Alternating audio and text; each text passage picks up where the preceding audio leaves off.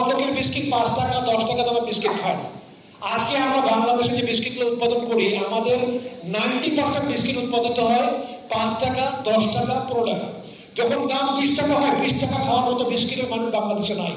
আমাদের 80%, 90%, 95% বিস্কিট উৎপাদিত হয় হচ্ছে 5 টাকা 10 টাকার দামের বিস্কিট। আজকে যখন 5 টাকা দামের বিস্কিটের উপর যখন ভ্যাট বাড়াবেন, কালকে থেকে আমি কিন্তু 2টা বিস্কিট কমাই দেব, বিকজ নাহলে কিন্তু আমি সরকারের ভ্যাট দিতে পারবো না। আর আমি কিন্তু ভ্যাট বৈধ অবৈধ কোনো কাজ আমার পক্ষে করা সম্ভব না। সো আসেন আমরা আমাদের ভোক্তাকে বাঁচাই, আসেন আমরা আমাদের কৃষককে বাঁচাই। যেমন বাংলাদেশের যে অ্যাগ্রো প্রসেসিং শিল্প যে গড়ে উঠেছে, এই অ্যাগ্রো প্রসেসিং শিল্পকে কিনা আমরা উত্তরোত্তর এগিয়ে দিতে পারি। সাংবাদিক ভাই বোনেরা, আপনাদেরকে বলবো যে আপনারা আমাদের দিকে একটু দেখেন। বাংলাদেশে আমরা মনে করি যে আমাদের একটি উদীয়মান শিল্প। আমরা এখানে 2 লক্ষ মানুষ, 3 লক্ষ মানুষ, 4 লক্ষ মানুষ আমরা কাজ করছি।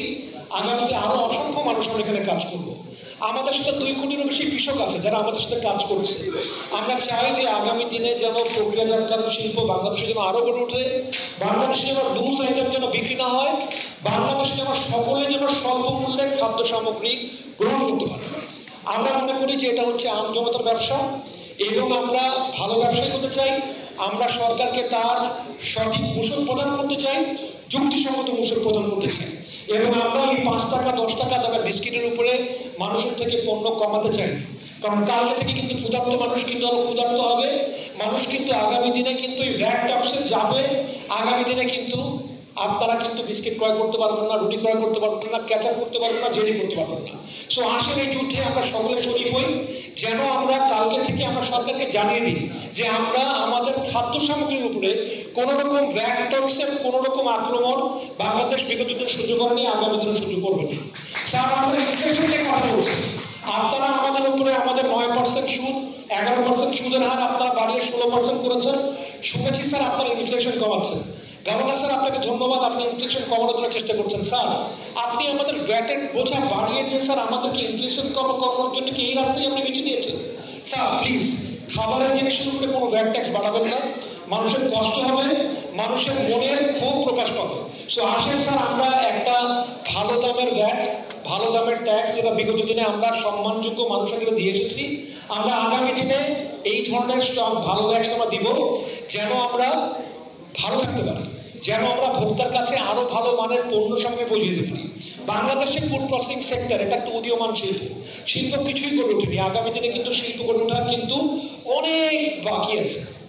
স্যার আপনার নিজেদের খরচ কমান। আমাকে এক ভাই বলছিলেন যদি কিনা 10% যদি খরচ কমাতেন 12,000 কোটি টাকা বেঁচে যেত, 20,000 কোটি টাকা বেঁচে যেত। স্যার আমি তো আপনার খরচ কমানোর কোনো দৃষ্টান্ত আমার কাছে পরিলক্ষিত হচ্ছে না। স্যার আসেন আমরা একটু খরচ কমাই। স্যার আমাদের সাথে কথা বলেন না। স্যার আমরা তো ব্যবসা ক্ষেত্রে পরিচালনা করি, স্যার লক্ষ লক্ষ মানুষ কাটাই। আপনারা যখন এই ভ্যাট ট্যাক্সটা বাড়ালেন তখন তো স্যার একবারও তো আলাপ করলেন না, স্যার হঠাৎ করে বাড়িয়ে দিলেন। কালকে থেকে কিভাবে 1 টাকা শোধ করবে? স্যার ব্যাংকের ইন্টারেস্ট শোধ করছে।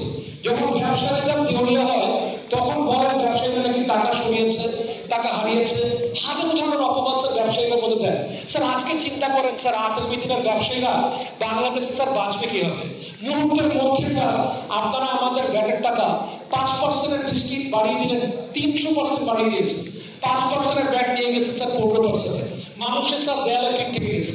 স্যার আমরা রাস্তায় নামতে চাই না, আমরা ব্যবসায়ী। স্যার আগামী দিনে যদি ব্যবসা না থাকে রাস্তায় নামা ছাড়া কিন্তু কোনো উপায় থাকবে না। স্যার আমরা আগামী 7 দিন স্যার আপনাদের সাথে কথা বলবো, বারবার আসবো, ভিক্ষা করবো, বিনয় করবো, যুক্তি দিয়ে বুঝাবো। তারপরে স্যার রাস্তায় নামা ছাড়া কিন্তু স্যার কোনো উপায় থাকবে না। বিকজ যদি ব্যবসা না থাকে আগামী মাস থেকে 1.5 লক্ষ মানুষের বেতন স্যার কোথা থেকে দেবো? আর আমরা স্যার ভ্যাট খেলাপি হতে চাই না। স্যার আমাদেরকে ঋণ খেলাপি বানাবেন না। আমরা চাই স্যার যেভাবে থাইল্যান্ডে একটি ফুড প্রসেসিং শিল্প করে গড়ে উঠেছে, যেভাবে থাইল্যান্ড উত্তরোত্তর এগিয়ে গিয়েছে, যেভাবে ভিয়েতনাম এগিয়ে গিয়েছে, স্যার আমাদের ভ্যাটের লেভেলটা তাদের সাথে সমন্বয় করুন।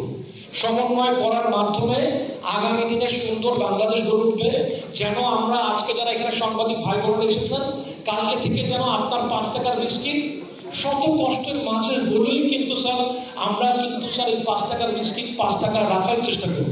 এইগুলো বাড়ানো যেতে পারে এই টাকা আয় করার জন্য, কিন্তু এই টাকা আয় করার জন্য যে কৃষক তার বাচ্চাকে টিফিনের জন্য 10 টাকা দেয় সেখানে হাত দেওয়া লাগবে, এটা কোনোভাবে হতে পারে না।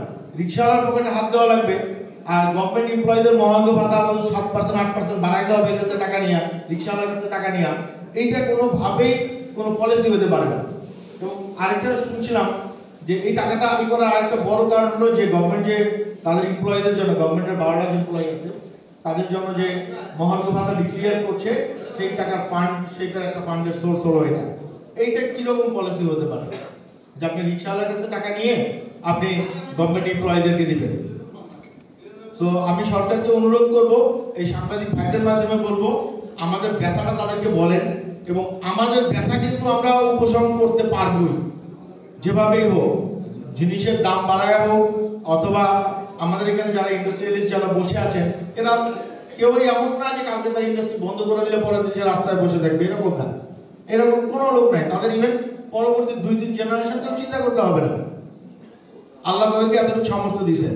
সুতরাং ইন্ডাস্ট্রিয়ালিস্ট ভাই আমাদের কথা চিন্তা না করে আপনি দরিদ্র রিক্সাওয়ালার কথা চিন্তা করেন, আপনি কৃষকের কথা চিন্তা করেন, যে লোকটা ভ্যান চালাচ্ছে তার কথা চিন্তা করেন, শ্রমজীবী মানুষের কথা চিন্তা করেন যে আপনি কোথায় ট্যাক্স ইম্পোজ করছেন এবং এর ইম্প্যাক্টটা কোথায় যাবে। তো আমি বলবো যে গভর্নমেন্টকে বলবো, গভর্নমেন্ট যে নতুন করে যে ট্যাক্সটা বাড়াইছে এটা থেকে সরে আসবে। একটা ভালো খবর হলো আজকে একটা সার্কুলার দেখলাম এনবিআর থেকে দিছে, হোটেল রেস্তোরাঁ থেকে এটা তারা পুনর্বিবেচনা করবে। তো আমাদেরটাও বলবো পুনর্বিবেচনা করার জন্য।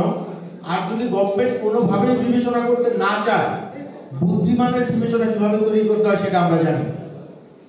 বোকা লোকের বিবেচনা তৈরি করা ডিফিকাল্ট, কিন্তু বুদ্ধিমানের বিবেচনা তৈরি করা খুব কঠিন না। তো বুদ্ধিমান লোকের কিভাবে বিবেচনা তৈরি করতে হয় সেটা আমরা জানি, ইনশাআল্লাহ আমরা সেই দিকে যাবো।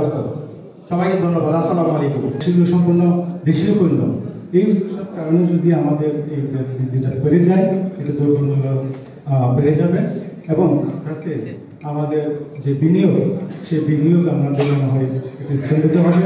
আমাদের যে ব্যাংক লোন বা বিভিন্ন প্রতিষ্ঠানে যে লোনগুলো করে আছেন সেখানেও আমাদের সমস্যার সম্মুখীন হবে, এবং এক পর্যায়ে দেখা যাবে যে অনেক প্রতিষ্ঠান বন্ধ হয়ে যাবে। আপনারা ইতিমধ্যে দেখেছেন যে কোভিডের পর আমরা এই খাদ্যপণ্য প্রক্রিয়াজাতে যারা জড়িত বিভিন্ন সমস্যার সম্মুখীন হয়ে আসছে, এবং আমরা বিভিন্ন সময়ে ধ্যান দরবার করে এই দামগুলোকে সহনীয় মাত্রায় রাখার জন্য আমরা চেষ্টা করে যাচ্ছি। আমাদের একমাত্র আমাদের দাবি হচ্ছে এটা যে কোনো অবস্থাতেই যেন এই ব্যয় বৃদ্ধি করা না হয়। আমাদের প্রতিটা কাজের, যেমন প্রতিটা সরকারের, যে কোনো সরকারি আসুক, বাজেট প্রণয়নের আগে তারা একটা আলোচনা করেন যে এই বাজেট এই বৃদ্ধি করা হবে বা কমানো হবে, আলোচনা করা হবে।